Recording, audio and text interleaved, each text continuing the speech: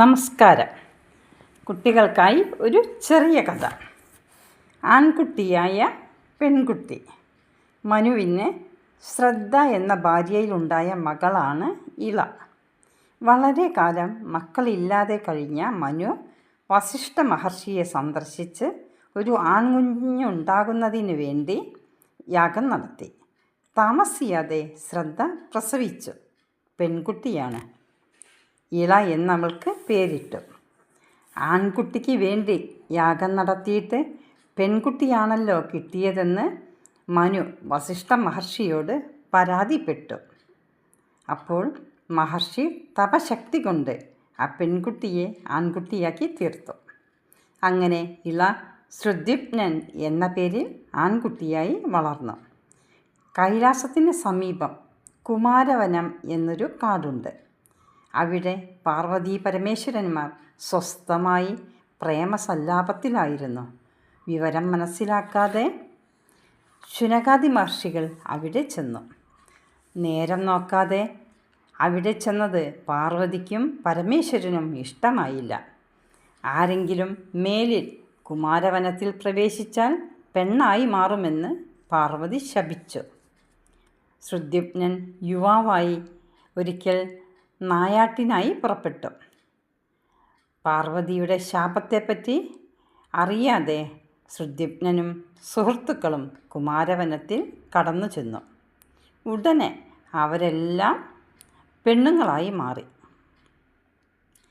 ശ്രുദ്യുപ്നനും കൂട്ടരും കുറേ നേരം അവിടെ ഇരുന്ന് വിഷാദിച്ച് കഴിച്ചു കൂട്ടി.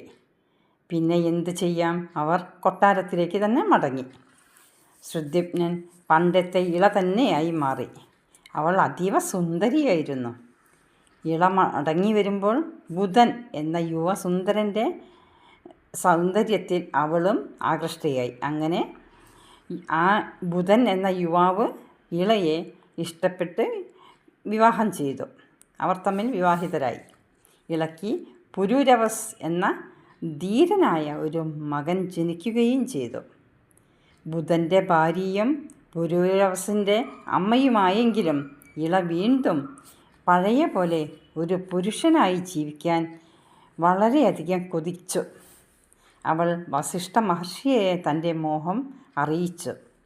തനിക്ക് അക്കാര്യത്തിൽ ഒന്നും ചെയ്യാൻ കഴിയില്ലെന്ന് വസിഷ്ഠൻ ഇളയെ പറഞ്ഞ് മനസ്സിലാക്കി. എങ്കിലും ഇളയ്ക്ക് പുരുഷരൂപം കൊടുക്കണേ എന്ന് വസിഷ്ഠൻ ശ്രീ പരമേശ്വരനോട് അപേക്ഷിച്ചു. അപ്പോൾ പരമശിവൻ ഇളയോട് അല്പം കരുണ കാട്ടി. ഇനി മുതൽ നീ 1 മാസം സ്ത്രീയും 1 മാസം പുരുഷനുമായി ജീവിതം കഴിച്ചു കൂട്ടുക.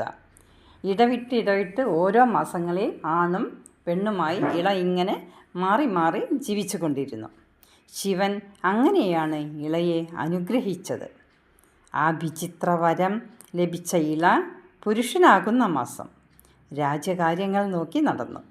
സ്ത്രീയാകുന്ന മാസം അന്തപുരത്തിൽ രാജ്ഞിയായി ഒതുങ്ങിക്കഴിഞ്ഞു. ഇതായിരുന്നു ചെയ്തു വന്നിരുന്നത്. പ്രായമായപ്പോൾ ശ്രുദ്യുപ്നൻ കാട്ടിൽ പോയി തപസ് ചെയ്ത് സായുജ്യം നേടി. ഇതാണ് കഥ.